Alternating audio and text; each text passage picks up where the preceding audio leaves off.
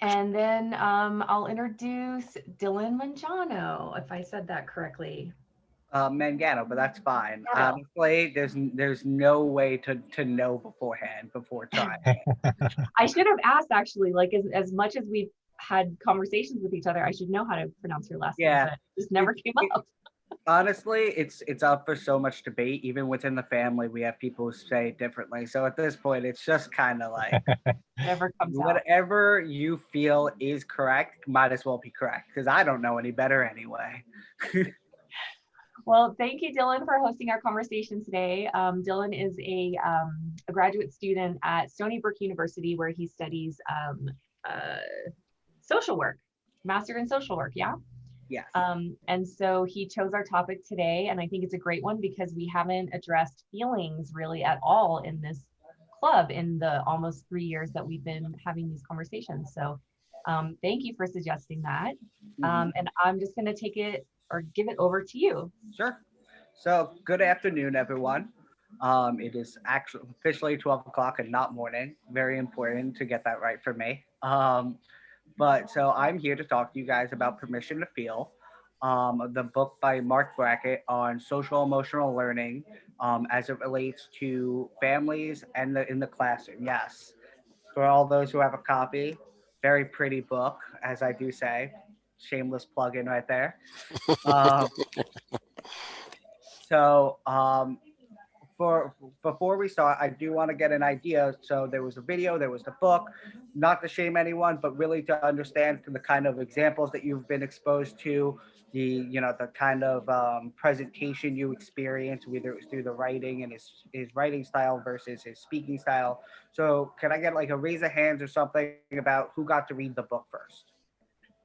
Who's read the book beforehand today? You mean the whole book or parts Yeah, of it? parts of the book. The any if you went for the book method, that's all that matters here. And then for those who haven't, anyone who's looked at the presentation. Okay. And honestly, I've seen a lot of his presentations, especially the ones as related to Zoom. But I do have to say that I think the one that we put out there was one of the best ones, because he really did engage with his audience in a different way because it was still in person. So my first question really for you guys is, what did you guys think of Mark Brackett as a person, a professional, a presenter? What are your thoughts on him? Mm, Sure, anyone can just chime in. I don't know what how you guys usually do, but feel free to chime in. Thought it was really engaging and delightfully entertaining. So I really enjoyed the entire the entire presentation. Hmm. Yeah, and he has quite the style, especially something that you may know from his book, and I think a little bit is touched on in the presentation. His background, he's a self-labeled, not aggressive um, or particularly strong person, as he put out there. He talks about his childhood experience with bullying, and I think for that the kinds of things that may do for someone in terms of the way they navigate the world, he's come out really well. He's very engaging, he's very funny. He does seem to be someone that's really relatable and cares about what the people he's talking to are thinking and feeling about the subject. I have to say I liked the presentations as well. I liked it actually better than the first chapters I read in the book. Hmm. I had the feeling that the book is written for a big audience. Sometimes I had the feeling too easy to mass market it. So in a way, I was very happy when I heard like him talking because I really saw that he knows something. So that was good for me. Yeah, yeah, and I agree with that. His book is does talk. The first chapter talks about like his history. Then he goes into the framework of ruler, which we'll be talking about a little bit later. But it is very much less personalized for the person, reading the book in a way. He does relate it to his own experiences, but I feel like he does really well at connecting in that presentation, making it fun and kind of through his engagement and his examples, really getting the audience to understand what the content of what he really does, by asking some of those questions. So I loved the presentation, and I kept thinking like how relevant that information is to people in the workforce. And it might be, I was wondering like how much of this presentation is tailored to Google. I also had a lot of questions around like the irony of like talking about emotions in Google at this day and age, and like what could have happened if they had started to like thinking about emotions and like the impact of their products on emotions like 20 years ago. But that's aside the point. But I thought the presentation did give a really good overview, or like almost like a teaching example. So I found myself wondering, like, if I were to use this in the classroom, how would I do this? Like, should I spend like one entire class devoted to like this introduction of emotion to our curriculum and to our pedagogy throughout the semester? Like, how do I incorporate that without it taking up too much time, but enough time at the same time? If that makes sense. And I actually would love if anyone here participated in virtually viral hangouts. I think that eventually VVH started to use the mood meter like before every meeting, right? So if anybody has experience to share with how that went, that would be really cool. I start every class with that mood meter now, and that is since VV. So one of the aha moments I had while watching him was I realized that sometimes my motivation is selfish, and my feeling has been, feeling is the wrong word, my intent has been, okay, let's get how we're feeling out of the way so that we can be more productive. And I realized that, and I felt terrible about it when I realized it, because that's really not who I want to be or what I intend. But I still won't, I won't start a class without it anymore. And now I think I have a deeper understanding of why it's important. I think that's very, very true. And I do applaud for you bringing it into the classroom. Emotions are always kind of in the background and impacting the kinds of things we do, the kind of things that we see others do, especially in like the classroom setting, right? If we don't know what's going on in the background, in a kid's life, their kid's situation, how they're feeling, and maybe some of the reasons why, we'll assign that, kind of an idea sometimes that's not the greatest thing that we can actually do.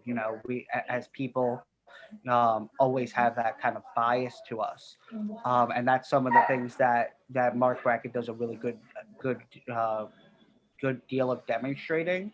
The example that I think was really powerful, but also really scary to actually try to pull off it in a real life setting, is when he discusses the idea of assigning, having all these teachers write down the names of their class, their students, and then kind of assign a number from 1 to 5 on how they feel, 1 being worst, 5 being the best, when they immediately just see that student in the first moment.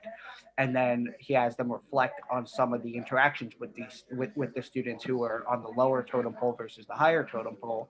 And a lot of the teachers came to realize that a lot of what their ideations about that child, and what that child was about, so to speak, really impacted the way they treated the child. And that's something that's scary, right? There's a lot of teachers that I'm sure would be offended by the idea that bias plays into the way they treat their students. They don't have a favorite, the way they grade, etc. But a lot of what Mark Brackett does is kind of, bringing to the forefront the idea that bias is always there, as many of us probably know from a lot of the conversations you have here at the book club and in the work you guys do. But it does have a very real life impact when it comes to our emotions and the emotions of the people we're interacting with. So that's a huge thing. So I thought that was a really powerful activity. I think that's also a really scary activity. It takes a lot to be able to do that with an honesty, and understanding that your ego is on the line there. I have a question for people who use a mood meter in a class. If the mood turns out something to be very different than you expect, what does that mean for your conduct of the class? Do you change Sure. gears in any way?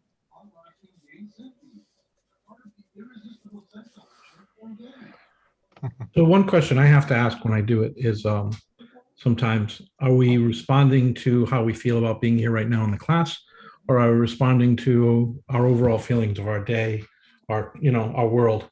And I think that's important because I have a co-instructor in one of my classes who got really upset because the mood meter looked very negative, and she took it personal. She thought it was about the class. So I had to kind of back up and say, I think we're responding to our world right now. I don't think it's about the class. So we had a good conversation about that. But it was an important point to bring up. You have a question for Frank. Did you also talk to the students about it? I did, and I said, feel free to respond to either, and kind of gave them that option. Mhm. And then we kind of asked I always ask if anyone wants to share. And sometimes, like last week I had a student who said, yeah, I want to share that I'm very invigorated right now because I just took a shower.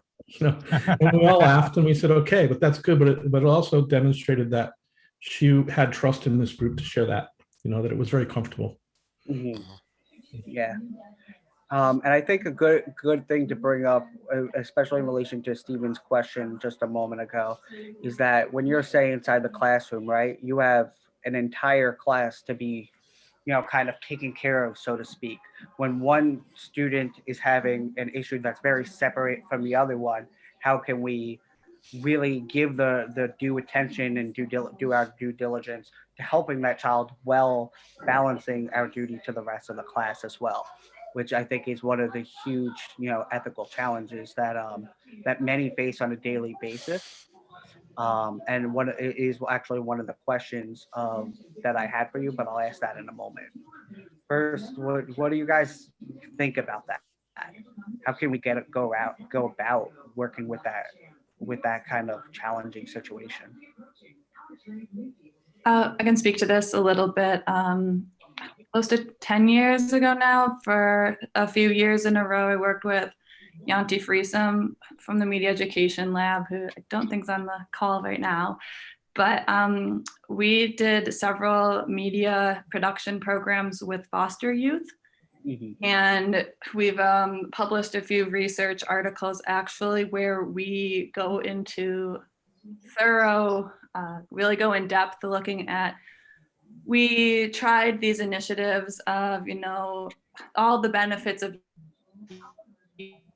production stemming from Steve Goodwin's work with the various at-risk populations, and we're going to help them with a creative outlet with producing, and came to realize very early on that their struggles with trust and regulating their emotions through their interpersonal communication strongly interfered with their ability to collaborate in productions and also to receive any sort of feedback from their peers or from the teacher. So we put a lot of emphasis into developing a peer empathetic feedback model and working a lot with them on focusing both on, the distinction between positive and constructive feedback. But, and that was like the little bit more, again, of the formal structured things that we did. But I think in the day-to-day and in like those little minute interactions with the students, so much of it came from reading the body language, from making it so much, like Frank, you said this, one colleague of yours, got really like personal, like, oh my gosh, they don't like my class. And a huge learning experience for me through instructing with the foster youth was that you could not take things personally. The minute you start taking something personally, and then you get into like a little bit of a defensive stance, and that just escalates the situation. And then all of a sudden a student's throwing something and storming out of the room and threatening. And so it was really paying attention to the minute they start asking a question or resisting, like, okay, how can I regulate myself as a teacher how can I make sure I'm removing, this is not about me right now. They have some deep, deep personal things they're working through, and it's a trigger moment for them. And then, so how do I detach myself? It's not about me. And then when we react, how do you use it as a learning opportunity through inquiry and prompting reflection, or asking them, modeling them the ability to to speak to their feelings rather than getting caught up in the accusations, right? Like, I hate what you're doing right now. Like, this is so stupid. Why are we doing this lecture, right? And then, okay, I get, are you feeling angry right now? Like, and it seems so rudimentary and elementary at times, but it's like those little building blocks, I think, of what he spoke to in his presentation, at least, right? That as a society, we can tend to just jump over and we think, like, of course we know feelings. They're like, why talk about those? Let's get to the topics. But we haven't had experience, and especially people without strong family backgrounds haven't had these experiences of given those safe spaces to really reflect on and speak to, honestly, like their feelings and being validated in how they're feeling. So I'm sorry, this is a bit long, but that's kind of some of the things, my main point being applying it in practice. I think it's great to start off a class with a mood meter and setting it, but kind of to speak to what Frank was saying as he recognized a concern of his, of like, okay, we check that off the list, onto the cognitive stuff, now onto the topics. I've found it very valuable through the different groups that I've taught, particularly when they've had certain learning disabilities and struggles, to find those little interactions and moments throughout the whole class and learning experiences to integrate it, which I'm sure many educators in this group do as well. Yes. And so from what I was hearing you say, Kelsey, it seemed like reaching for the emotion underneath what they were expressing was a really important factor for that, right? They're acting in a way, but we can if we can kind of bring the emotion to the forefront, that's what we can start to talk about. Instead of focusing on the action, especially as it relates to, say, school rules or regulations, disruption in the classroom, what we should be doing, which is a lot of, as educators, right, about what we want, what we need to be getting done. We're focusing on what's going on with the child specifically and what they're going through, and we can start working through it. And I think that's important because in social work, we call it parallel process. It gives the idea that if we do, by showing someone what we do, how we interact, we're modeling the way they should be interacting with others as well. And that's a very important aspect. And I think coming from what Frank said, it makes really a lot of sense that, you can catch yourself kind of going with the check off onto the next thing, because historically, we haven't put much chops into motions, right? If we've been focusing on the objective, the measurable, etc., and we've put that over, and now we have this idea of you should be controlling your emotions. That's like the big thing. If you can't control your emotions, then that's on you, the student, whoever it is. But we're not really talking about we're not giving credit to the emotion itself, and that's a huge aspect. You I just think mentioned too, something really powerful, the idea of modeling, because that's in a lot of my teaching, and the mood meter gives me the opportunity to share how I'm feeling too, and to be vulnerable in front of them so that they feel safer about being vulnerable, which I find to be a powerful asset. But again, I'm going back to what I started with, that I'm evaluating right now how much of that is intended to kind of make it work rather than to be authentic, and reflecting on that. But I want it to be authentic. Yeah. And it's a process. It does take time, especially when we've had these routines of working a certain way, especially if they're the kind of routines that focus on what we need to be getting done, focus on how what's happening is impacting us rather than what is happening and being present with what's happening in the room there.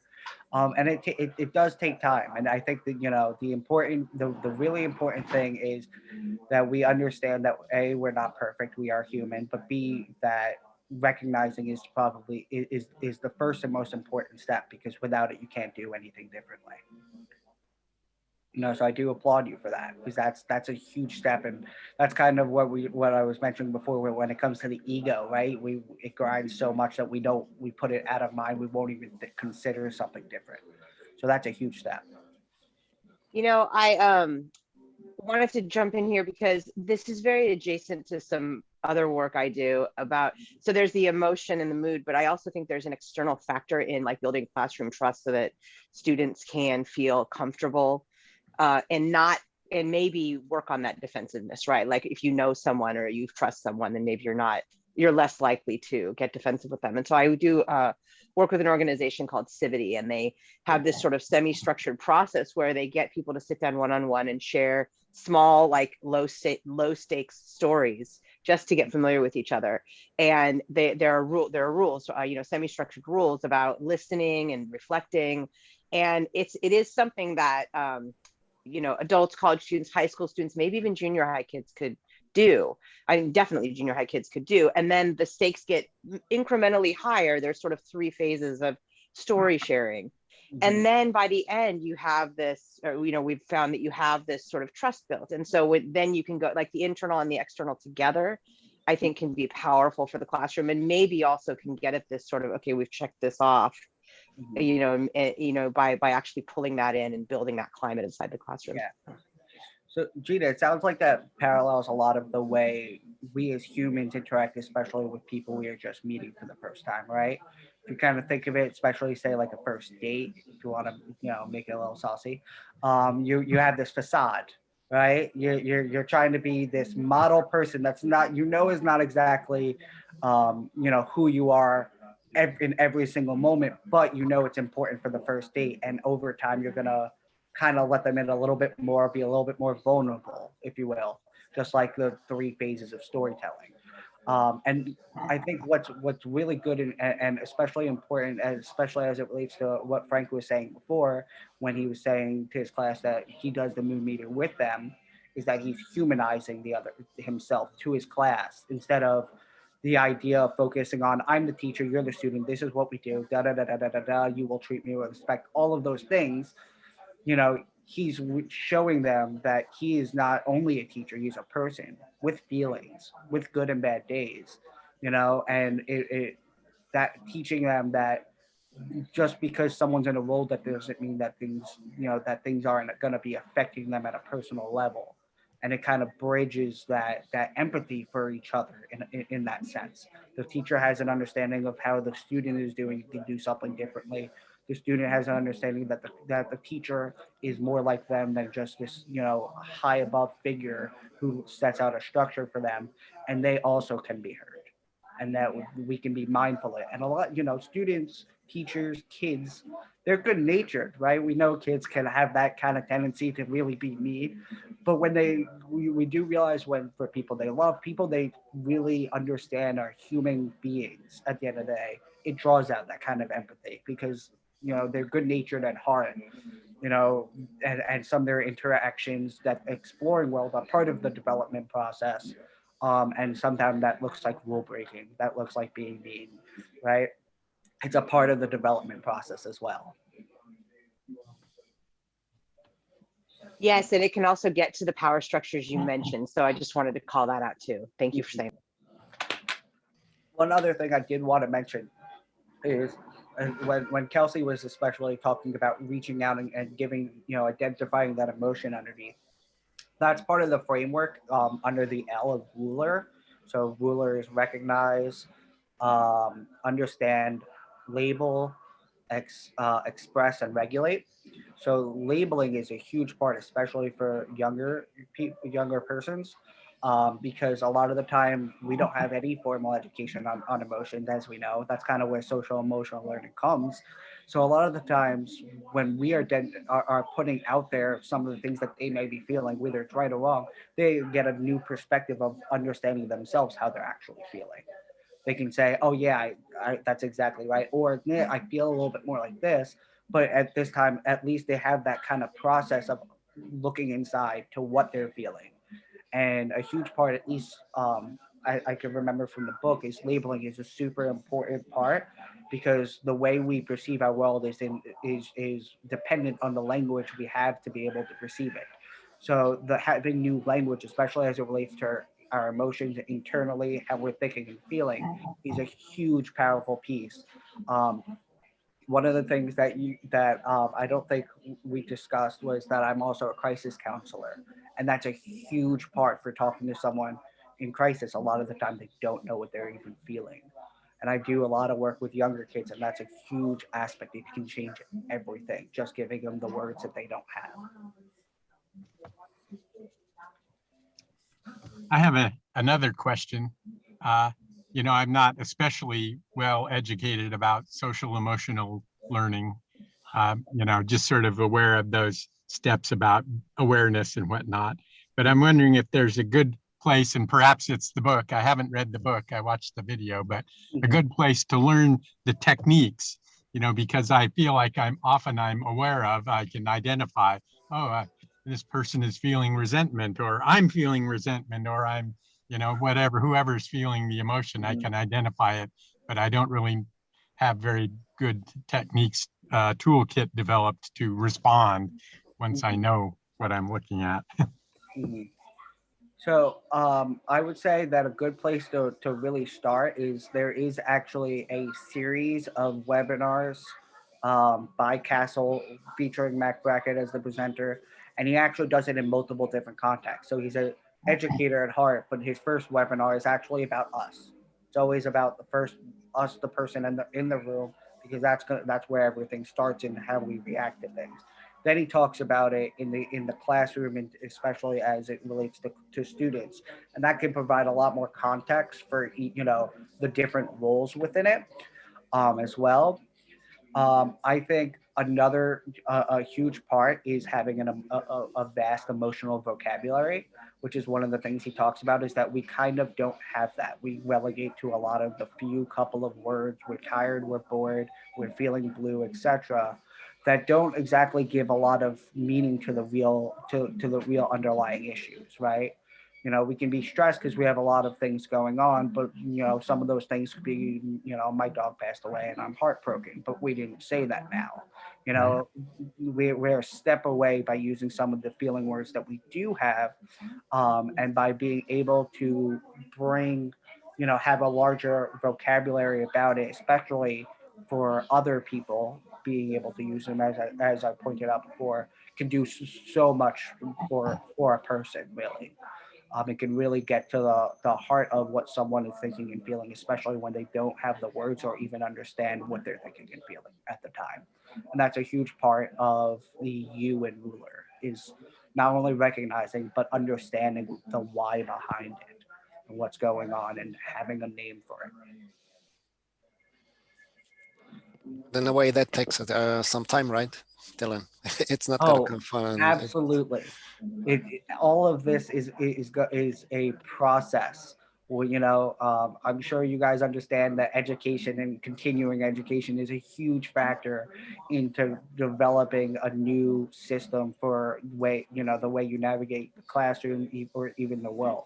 It all is going to take time, especially if you've been, if you had 10 words in your emotional library, so to speak, it's going to be very difficult to add new ones and not, go back to the ones we have, because we're so used to it. We've made those mental routines that are now so reinforced for all the years that we've been using them, and how long. So there's no, quick fix, easy thing. But that's where things like the mood meter comes in, because we don't need to have all the words up here. We need to have the words in the moment, and we can prepare for that with resources, which is the kind of thing that humans do best. Here I have a question. What would you do if a student or students are refusing the mood meter? I can imagine they're just going to say, this is thing. It just Silly, goes. this is stupid. Yeah, that's a very important question. And while it's like it's a very difficult question to answer, but I do actually have an answer for this, as courtesy of my social work education, because when you're working with clients, that's a huge aspect, right? Is that kind of level of defensiveness that's kind of saying what we're doing here, just no, right? And that's very difficult. And the weird, it's not, it's a hard to kind of comprehend answer, and in practice it's even more awkward, but it does get results. And honestly, the idea is just take it where they're at. That's a huge aspect, but then that's where you start, right? In therapy, we start talking about things, but we meet the client where they're at. And so if something they're saying is stupid, well, why is it stupid? What is it, some of the things that you feel doesn't make it seem like something worth doing? And starting there and just letting them express the ideas behind why they think is stupid.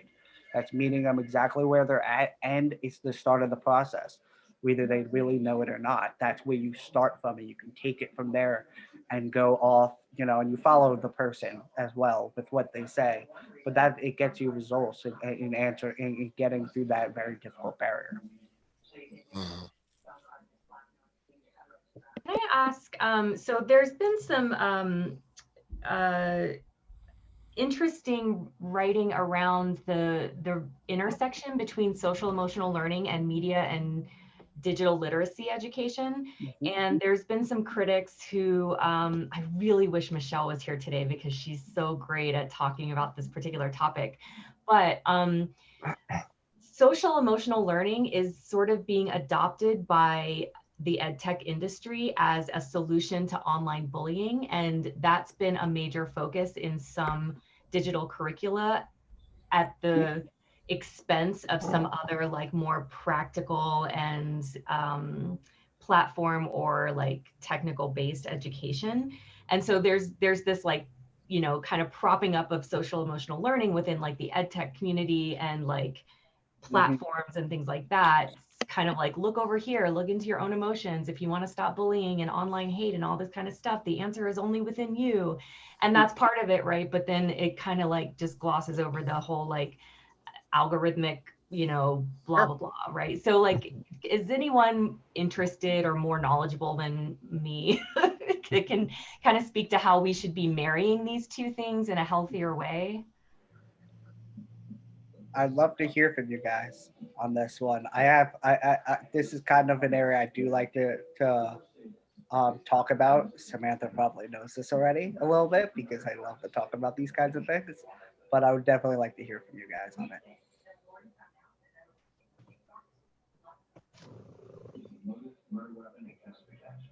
Frank, Frank, I saw you put your hand up, but you're muted. Did you know that? I am so sorry. I was saying good morning to Panda. Oh, hi, Panda. Does anyone know what I'm talking about at all, even, or has anyone read that at all or anything? Yeah, I'll speak to it a little bit because I'm involved right now with a startup that's working on a SEL product a little bit. So we've been doing research on this, and it's a big concern of getting caught up.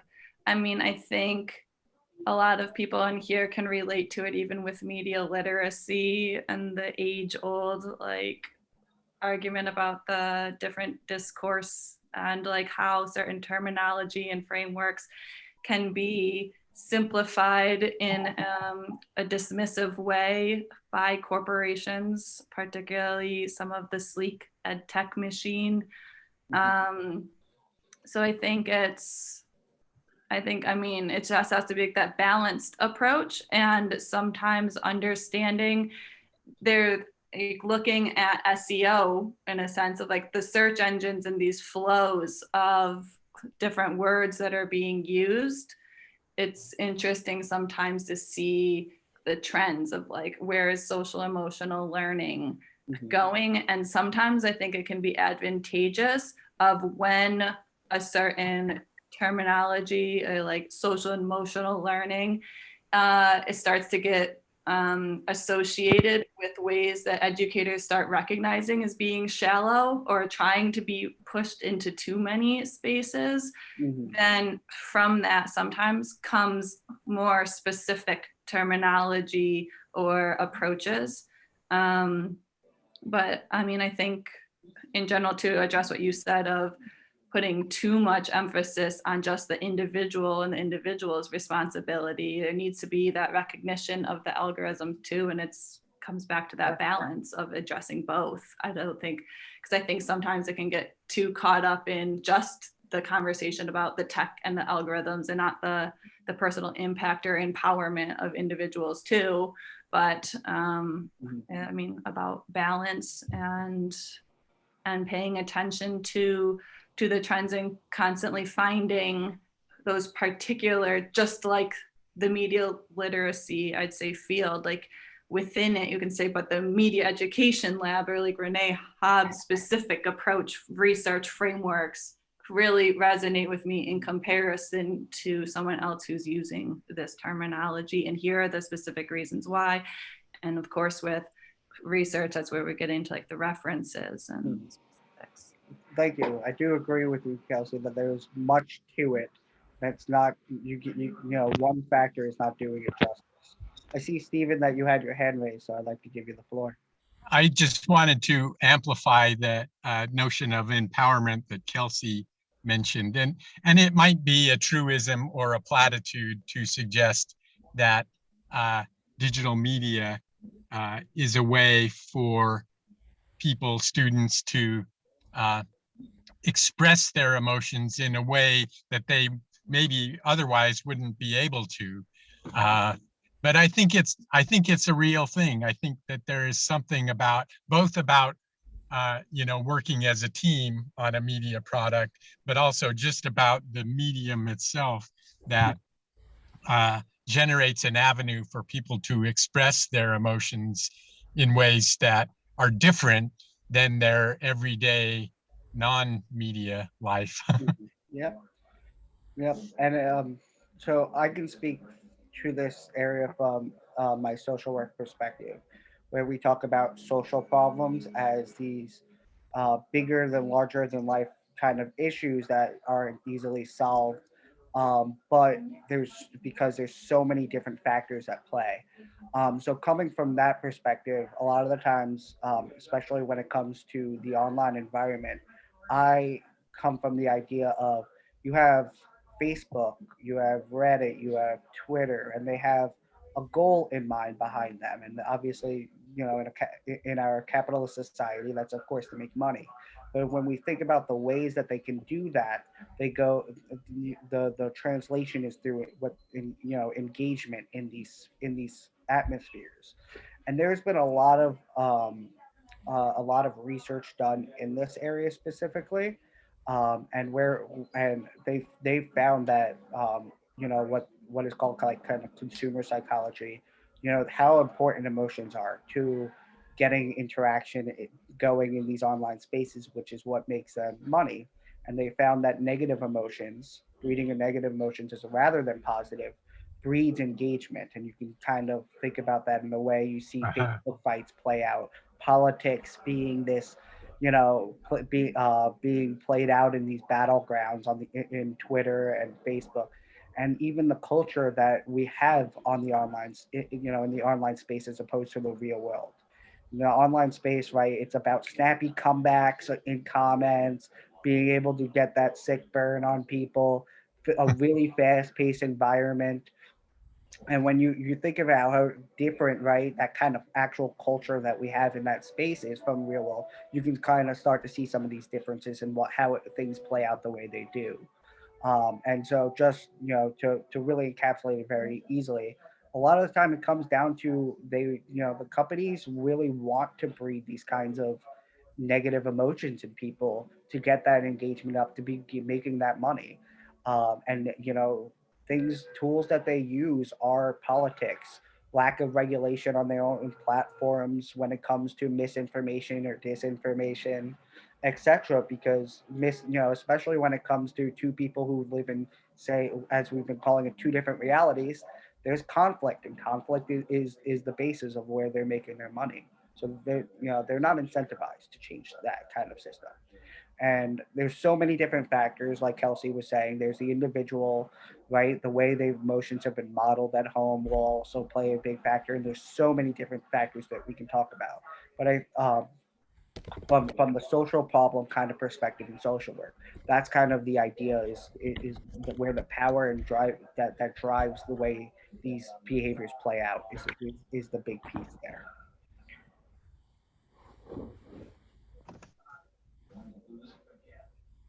There was the recent hearing, you know, if you're following the Social Dilemma, like their newsletter, they just sent out an email, is pulled up, about the congressional meeting. And one of the things that the Congress was addressing was the business model of social media platforms, really leveraging this knowledge you just spoke to. So if people are interested in learning more, that's, I know, like a specific update that came out, that there is some conversations happening that are starting to target that a little bit more. But that is my interest in joining this meeting specifically, was about an ongoing stance that I've had, is about news literacy, disinformation, misinformation, a strong belief that there is often a missing piece around the emotional impact of media. And in his presentation, he says, right,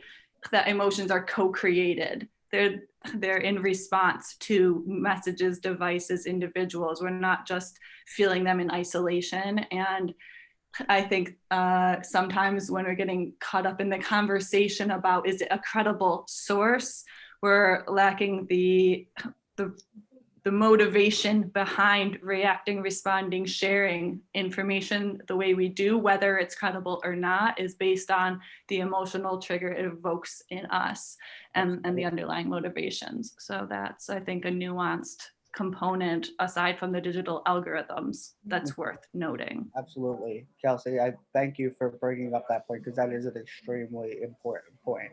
You know, when it comes to sharing, right, it's at a click of a button. And sometimes we click just because we feel that this is the right message. We don't open the link, we don't verify the credibility, but we feel it's right, or it aligns with our pre-existing beliefs and views on a subject. And so that's the kind of message we want to spread into the world, to reinforce that what we believe about it. And that is going to be a huge part of fostering kind of the way the interactions happen and play out, especially when, you know, some others will look at that and with their own pre-existing beliefs that are in contrast to it, and come onto that thread and start engaging negatively sometimes, or other ones who are doing their due diligence and fact checking will start to talk about that. And that's a huge piece when we talk about social work, is that a lot of the time we can talk about facts, we can talk about the science, we can talk about all these things, but there's an emotional framework of our understanding and beliefs about the world. And if we don't appeal to that, all the logic in the world isn't going to persuade people who are, again, you know, who are opposed to the kinds of ideas that we're putting out there, to really tune in, to listen with an open heart. They're not going to do it without the idea that, you know, we're listening to them. There's an emotional connection that really feeds into how their belief about the world as well.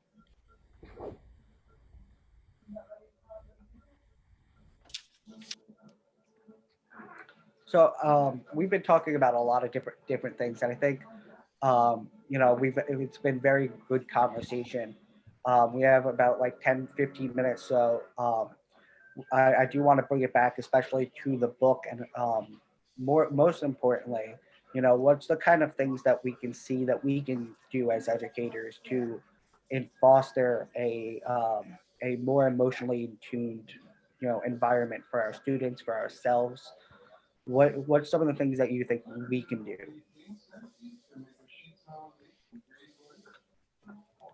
Yep, Dr. Leach. It's April. I don't know why that goes up there.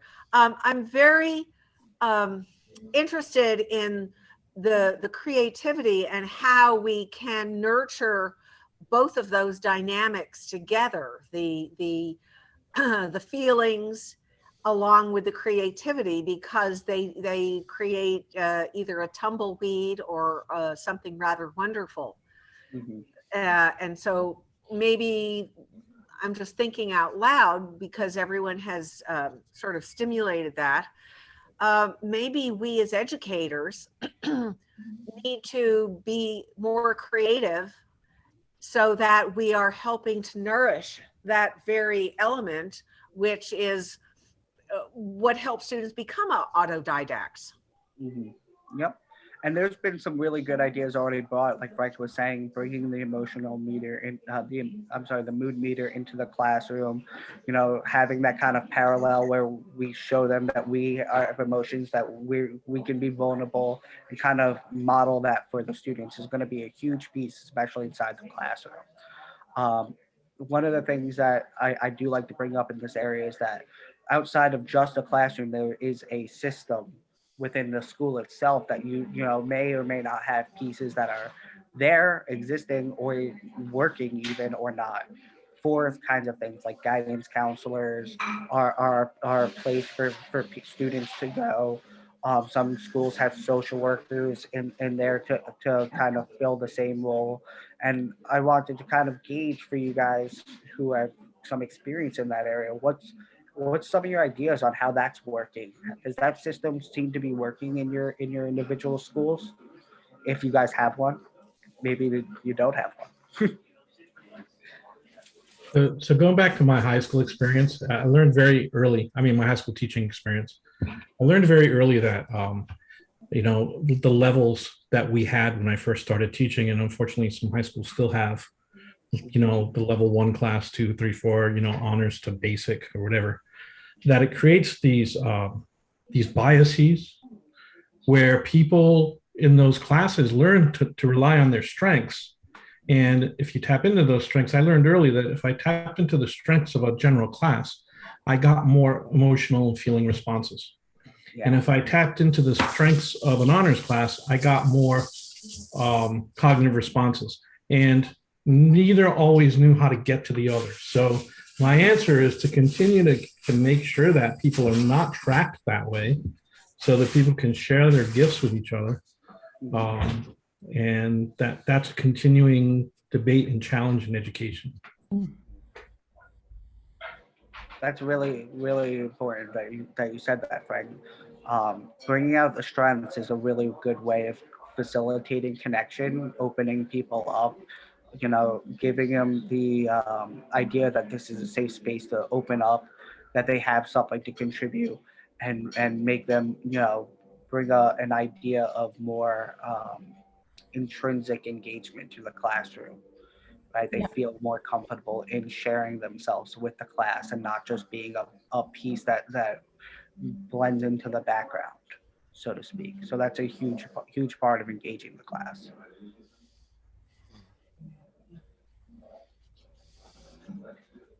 Does anyone have experience with students who have had, you know, challenging emotional incidents in the classroom that may have been removed to bring, say, go to a guidance counselor or a social worker, anything of that nature? It's pretty common for English teachers who make a writing or a media assignment. And if the kid is writing about self-harm or writing about harming others, that becomes kind of a red flag. You know, so art and music and writing and media teachers often ask students to express themselves emotionally. And as a result, may encounter information that leads them to have to make a referral, right? So I think I think that happens more often in art, media, and music classes than in science or math classes, for example. It sounds like science and math classes. It's more of like the lecture, right? We do the problem. There's not so much of a creativity and therefore emotional piece to the work you're doing. So it seems like it'll be more likely to come up in those situations. And Yeah. I think having familiarity with some of the more challenging topics that come up with emotion, like self-harm or taboo, like suicide, is a huge piece that is very difficult to obtain, that a skill set related to it, but also very, very powerful. some of the work that I do on the crisis lines, it does come up with, kids coming to talk about suicide, and the first thing is the idea is they mention the word, they're expecting me to call 911. Right. And that's just not the case. It's not that it may not be appropriate, but it's not necessarily the appropriate thing. And that is some of the ideas that these students have, usually around kind of an experience with that from other, more authoritative role models in their life, like parents and teachers, etc., who may not have been prepared to handle that topic with the sensitivity and grace. And their idea is, oh, red flag, I know what to do. Call the number right off the bat. Yeah. So Yeah. that is a huge piece, because that is some of the things that you are breeding when you're talking about creating an emotionally open space. Is they're going to express their emotions, and some of those emotions are uncomfortable at best and frightening at worst. Yeah. And we Yeah. have to be prepared for all those scenarios to do our due service to the students. Yeah, I'm not sure there's too many people on the call old enough to remember this, but I vividly remember the gigantic shift that happened immediately after Columbine. Because after Columbine, American teachers were very much sensitized to expressions of aggression. And any expression of aggression was pathologized, right? In complicated and interesting ways. And I'm not sure now that school shootings, it's interesting that during the pandemic, one of the upsides of homeschooling is that we haven't had we haven't had very many school shootings. Isn't that great? But when we all go back, right, we can imagine they will be just as frequent as they were before, or maybe not.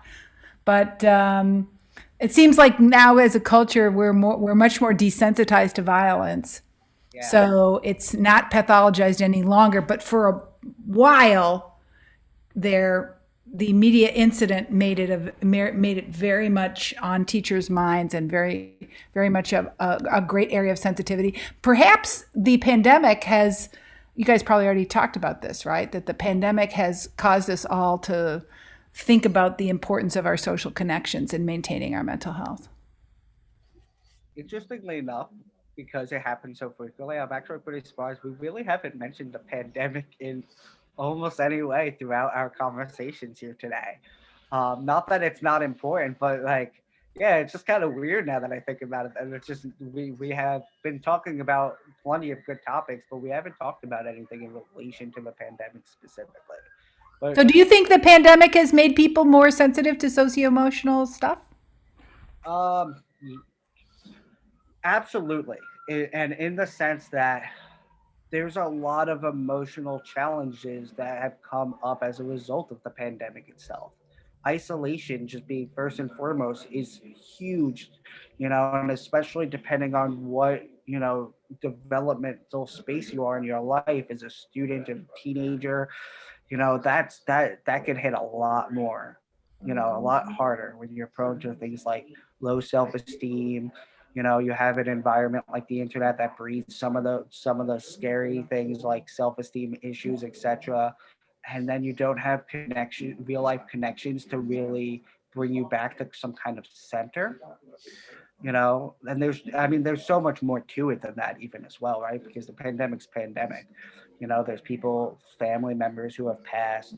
There's been all these kinds of challenges, and I think it's done a number on the generation that's in school specifically.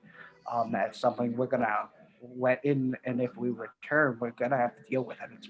It's gonna make it a more challenging environment to come back for them as well. And I hope we're prepared for it, to be honest.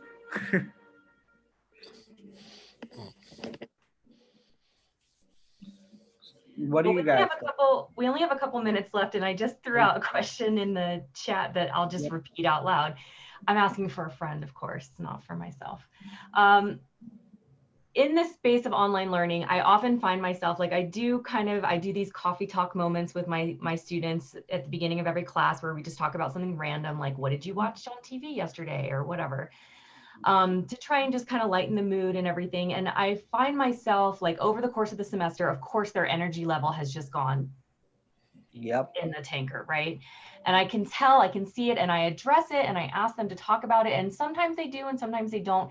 Is it a good idea to say like, okay, guys, you guys are going to work on this activity, and I'm just going to create a space where you can come in and just check in with me about what you're doing, how you're feeling about the semester. Like they do reflections independently of that. They're required to do like video Flipgrid reflections, but is it a good idea to just ask them individually one-on-one, or am I opening a can of worms, or am I making a space that is too friendly? Like, I don't want to get into anybody's like problems with their friends necessarily. Like, good idea, bad idea, basically. What do you guys think?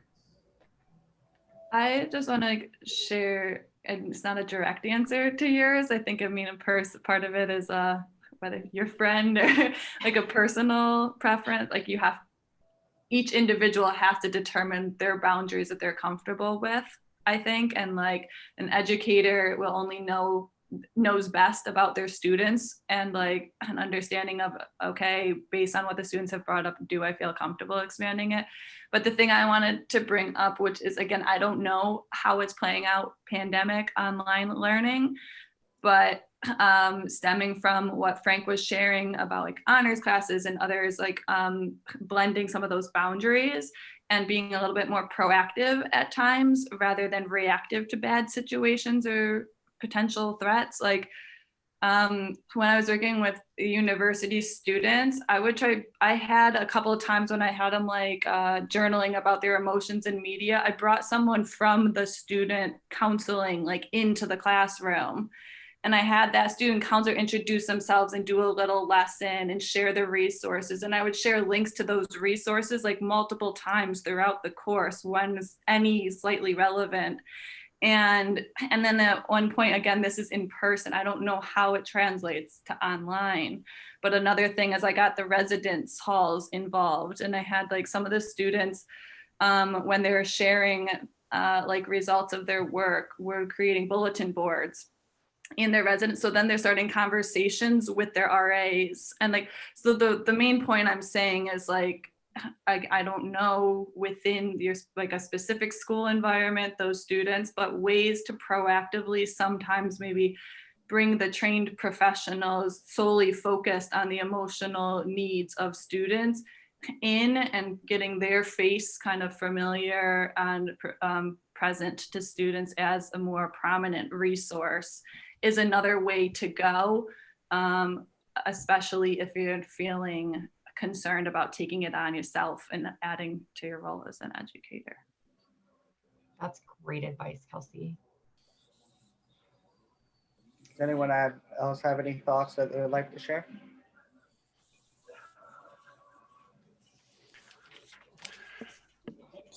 On my side, it's just going to take some time. I'm going to have to do some reading and listening again. I think these are very strong thoughts, and I really like it. And I thank you very much for bringing up that topic bringing this topic to the media club, because it's true, we have talked about like lots of about digital media literacy, eco-literacy, and less on emotions. At one point, we talked about thinking fast and slow. That was still like, and I made that connection like about the framing, how the emotions frame ourselves. So that was also like mentioned in the book at the beginning, which I thought is very interesting. And also, of course, like confirmation bias that you mentioned a little bit, selective attention. That might be interesting also to talk about. But I don't want to open up like all these very valid comments that you made. Like, I don't know, at one point we have to stop today, I guess. So that's something. But yeah, thank you very much for bringing that to the media club. That's I want to say for having me. That's something. So I'll just mention quickly, since we're over time now, next month, we're talking about another new topic. So like Kelsey mentioned, there's a lot going on in tech regulation these days.